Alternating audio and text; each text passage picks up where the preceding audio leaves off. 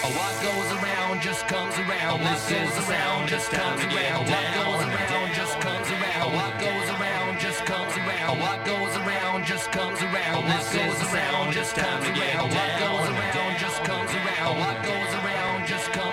What goes around just comes around. What goes around just comes around. What goes around just comes around. What goes around just comes around. What goes around just comes around. What goes around just comes around. What goes around just comes around. What is up, peeps? Welcome to Epileptic Gaming Week 139. We are going to kick off today's show with an epic guest. But before we get to the week's rundown and everything else that we got going on for today's program, let's just jump right into it and introduce the guys that help make this show possible. This is Epileptic Gaming Week 139.1, and helping out on Stick'em and Ustream moderation, we got Hogan Camera Carter. What's up, y'all? How you doing? You look good. You look good today. Happy to be back. And Long weekend. Don't forget, you celebrated Veterans Day yesterday? I did not. No, not even as a soldier of the rebel, alliance and Star I Wars was, galaxies. yes, that's true. As a young Jedi in training, I was celebrating that way. Because even they're veterans too, Camera. That's true. Know. My brother's one of them. Over on production, we got DJ Rance. What up? DJ Rance. Stop saying my alias wrong! I'm having a hard time with the conversion, Rance. I got to be honest with you, dude. I know, I'm so Italian, you just want to call me wrong. One of these days, I'm going to get it right. It's Rance. He's Rance, not DJ Rome. Rance, not DJ Rome Costa. Awesome. Yeah. And me, I'm the world's loudest human, DJ Wheat, and you're watching Epileptic Gaming. Visit us at epilepticgaming.com. We've got, of course, all of our past video, VODs, video on demand. Got some forums that are heavily trafficked by the drones of crazy EG fans out there. And, they're always bringing up good topics, so go and check those out. This week marks another epic week here on Epileptic Gaming. Week 139, of course, today we've got Cliffy B dropping in, and we're going to get to him in just a moment.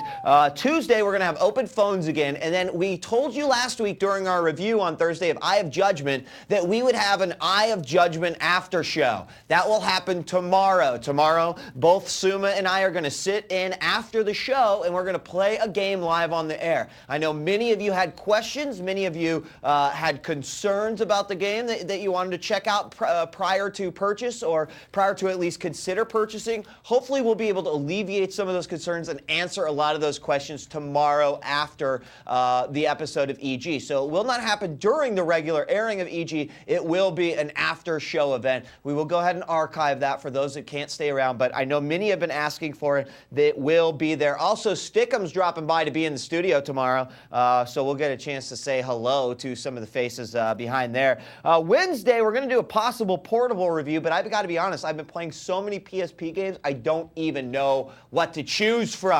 So it may be up in the air. You may not find out till tomorrow. Thursday, we are going to review a game that currently has my dick harder than a concrete cinder block, Call of Duty 4.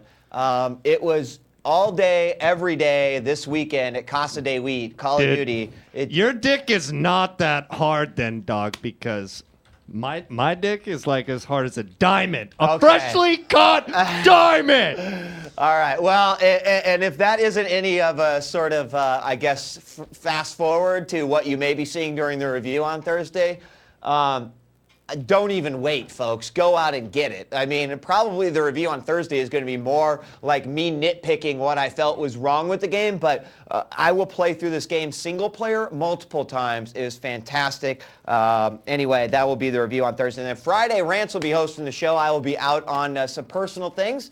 So you're going to get the first not hosted by Wheat episode of Season 2 here on Epileptic Gaming. And guys, with that being said, let's not let the man wait any longer. This is actually, despite the fact that he may not remember it, this is actually the second appearance of Cliffy B on Epileptic Gaming. The first appearance being in episode 81 years ago. In fact, it was like 8 or 9 months before Gears of War even hit. It was when we were podcast only, and it is our pleasure to have him back here on Epileptic Gaming as none other than the legendary Cliffy B. Cliffy B, what is up, brother?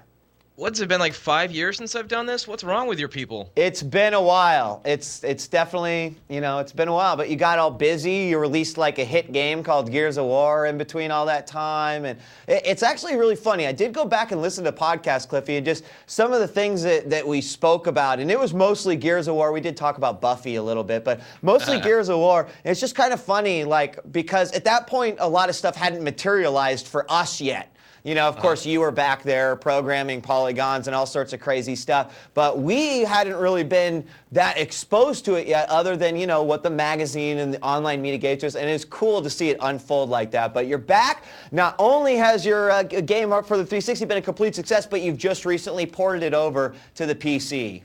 Yeah, it just came out last week for the PC, so it's been about a year between the original 360 version and the PC version, and we couldn't be happier, man. It's just everything's kind of full circle, because back in the day when we were demoing the game, everyone's like, are you going to bring it out for PC? Are you going to bring it out for PC? Right. And we're like, I don't know, maybe. And we all knew we were going to do it. You knew we were going to do it, so here it is, in your Best Buy now.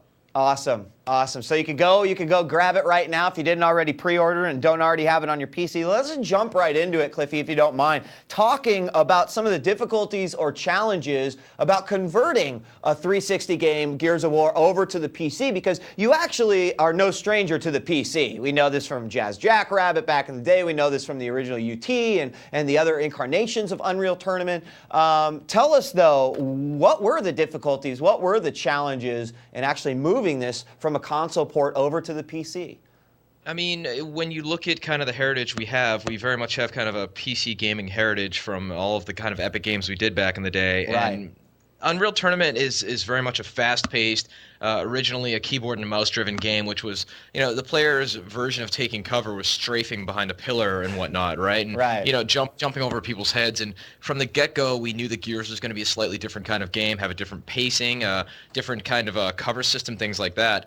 And when we had to translate that to the PC, it was actually a little bit of a challenge, because we found that, we didn't want players to suddenly ignore cover. We didn't want them circle strafing everybody. We still wanted there to be flanks, and we still wanted there to be fast tactical action. And we wound up adding in kind of double tap moves in the keyboard to kind of let the player smoothly navigate throughout cover. We tweaked the aiming and the kick of the different weapons on the keyboard and the mouse to make sure that the player, he did have this better sense of aim, but he wasn't too powerful. PC. I mean, we didn't want to have to go back and rebalance the entire game, like start to finish from the get-go, right? It was like, it would have been the game would not have been out for this holiday season, so we knew we had to spend all of our development cycles making the game run nicely on PC and controls perfectly, and judging from the reviews thus far, I think people are digging it. Yeah, absolutely. Now, tell me this, Cliffy. Was it hard to make a port without, like, not wanting to add stuff? Because certainly, and you tell me as a game designer, a game comes out, there's got to be things that like, sit on your brain that you're like, man, if only I could have changed this, or if only I could have, like, tweaked this a little bit. Was it hard to stay away from those things, or did you actually embrace those, and did you make any changes that were drastic from this console to the PC? Well, we had a number of different kind of behind-the-scenes cover tweaks to make cover acquisition a little bit better on the PC, but overall, most of the time was focused on making sure that system worked well with the keyboard and the mouse, making sure that if the player used W to double tap into cover and kind of climb over it, that he could then immediately hold the space bar halfway through to use that to start roadie running the second he hit the floor.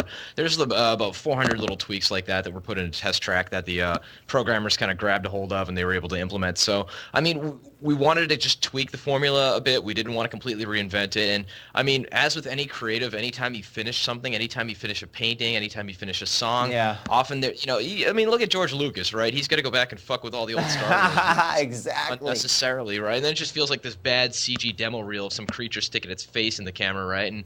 And you know what? If it isn't broke, don't fix it. And we didn't want to fix the things that weren't broken with Gears PC, man. And I don't think we've seen the first video game to get the true George Lucas, well, maybe, I don't know, Tomb Raider Anniversary kind of did that a little bit. Like, let's just George Lucas our game and, like, completely, just make the same game but pretty it all up and stuff. The thing is, you could do that with a game, and the game would actually be better, because if you do it 10 years later, you have better graphics, and you know more about pacing and save systems and the collective knowledge, and maybe recharge systems so you can get rid of fucking health packs everywhere, and things like that. But with movies, like, a classic movie is a classic movie, and everybody knows the pacing of the dialogue. They know exactly what's in every frame, and they've studied it over and over in film class.